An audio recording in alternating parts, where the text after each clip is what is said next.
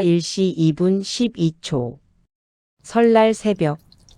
폭설이 내리던 강원도 산골 마을. 오랜만에 모인 가족들은 제사를 끝내고 거실에 둘러앉아 있었다. 텔레비전에선 설 특집 프로그램이 흘러나왔고 막내딸 수지는 졸린 눈으로 귤을 까먹고 있었다. 그때였다. 땡.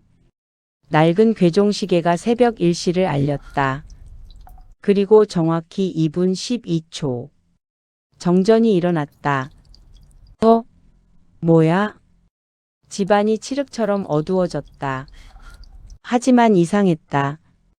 정전인데도 부엌 쪽만 희미하게 붉은 빛이 새어나오고 있었다. 큰아들 민수는 휴대폰 플래시를 켜고 부엌으로 향했다. 그리고 비명을 질렀다. 아버지 어디 갔어? 분명 1분 전까지 제사상 앞에 앉아있던 아버지가 흔적도 없이 사라져 있었다. 의자만 덜컹거리며 흔들리고 있었다. 바닥엔 젖은 발자국이 하나씩 찍혀 있었다. 눈 오는 밖에서 맨발로 들어온 것처럼. 그 발자국은 천천히 안방 장롱 앞으로 이어져 있었다. 그리고 거기서 끊겼다. 장롱 문이 아주 조금 열려 있었다. 끼익. 안에서는 누군가 숨 쉬는 소리가 들렸다. 장롱 안의 숨소리. 민수는 떨리는 손으로 장롱 문을 열었다. 텅 비어 있었다. 하지만 안쪽 나무 벽엔 손톱으로 긁은 듯한 글자가 새겨져 있었다. 둘째를 숨겨라. 순간 뒤에서 둘째 아들 준호가 웃었다. 형 장난이지? 하지만 아무도 웃지 않았다. 그때 툭. 천장에서 검붉은 물방울 하나가 준호 얼굴에 떨어졌다. 올려다본 순간 천장 틈 사이로 누군가의 눈이 보였다. 아버지였다. 핏발 선 눈으로 가족들을 내려다보고 있었다. 그리고 입이 천천히 벌어졌다. 이번엔 한 명만 데려간다. 전등이 다시 켜졌을 때 천장은 멀쩡했다. 하지만 준호가 사라져 있었다. 의자 위엔 세뱃돈 봉투 하나만 남아 있었다. 봉투 앞면엔 붉은 글씨가 적혀 있었다. 다음 차례.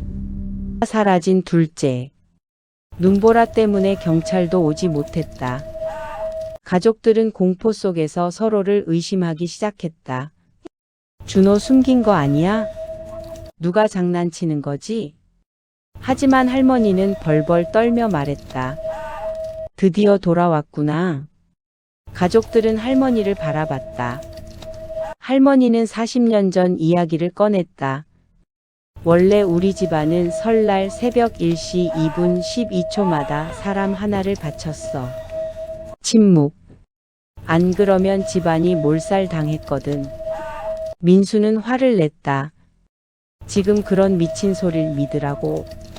그 순간 텔레비전 화면이 지직거리더니 CCTV처럼 바뀌었다. 화면 속엔 지하 창고가 보였다. 그리고 밧줄에 묶인 준호. 입엔 재갈이 물려 있었다.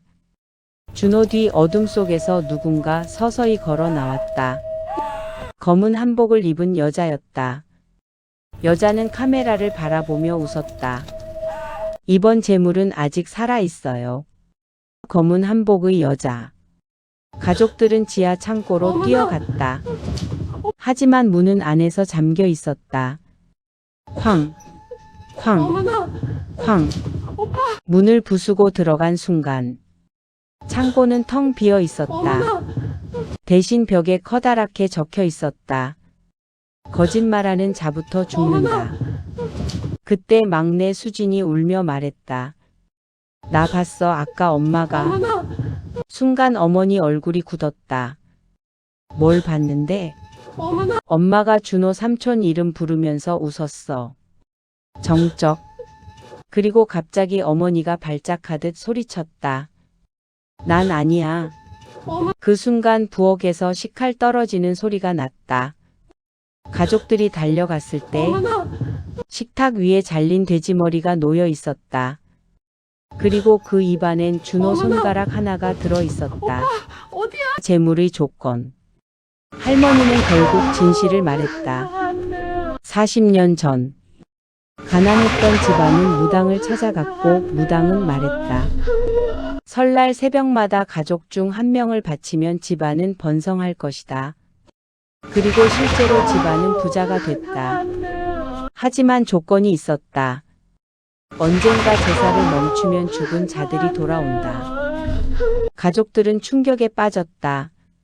그럼 지금까지 누굴 죽였다는 거야? 할머니는 울며 말했다. 처음 재물은 너희 큰 고모였어. 그 순간 닫혀있던 방문들이 동시에 열렸다. 쾅, 쾅, 쾅, 쾅. 그리고 각 방 안에서 한 사람씩 걸어 나왔다. 모두 죽은 가족들이었다. 썩은 얼굴로 웃고 있었다. 우리 차례 끝났으니 이제 너희 차례야. 죽은 가족들. 죽은 가족들은 살아있는 가족들을 집 안 곳곳으로 끌고 갔다. 수지는 침대 밑에 숨었다. 하지만 아래에서 누군가 속삭였다. 거기 있으면 들켜. 침대 밑엔 죽은 줄 알았던 준호가 있었다. 손가락이 잘린 채 떨고 있었다. 저 여자 아직 안 죽었어. 누구? 준호 얼굴이 새하얗게 질렸다. 큰 고모. 그 순간 방문이 천천히 열렸다. 검은 한복 여자. 얼굴 절반이 썩어 있었다. 여자는 수진을 바라보며 웃었다. 이번엔 막내가 필요해. 마지막 제사. 가족들은 결국 제사상을 다시 차렸다. 살아남기 위해. 검은 한복 여자는 말했다. 한 명만 바치면 끝난다. 모두가 서로를 바라봤다. 그리고 가장 먼저 입을 연 건 어머니였다. 수진이를 보내자. 수진은 충격에 울부짖었다. 엄마. 하지만 가족들은 살기 위해 고개를 끄덕였다. 그 순간 민수가 외쳤다. 미쳤어. 가족이잖아. 그러자 할머니가 중얼거렸다. 원래 가족이라 재물이 되는 거야. 시계 초침이 움직였다. 1시 2분 10초, 11초, 12초. 순간 촛불이 꺼졌다. 그리고 수진 비명이 집안을 뒤덮었다. 사라진 가족. 아침이 되었다. 눈이 그쳤다. 경찰이 도착했을 때 집안엔 아무도 없었다. 제사상만 그대로 남아 있었다. 그리고 가족 사진. 사진 속 가족들은 모두 웃고 있었다. 그런데 이상했다. 원래 없던 사람이 한 명 더 있었다. 검은 한복 여자. 사진 맨 뒤에서 웃고 있었다. 그날 이후 그 집은 폐가가 됐다. 하지만 매년 설날 새벽 1시 2분 12초가 되면 빈집 안에서 가족들 웃음소리가 들린다고 했다.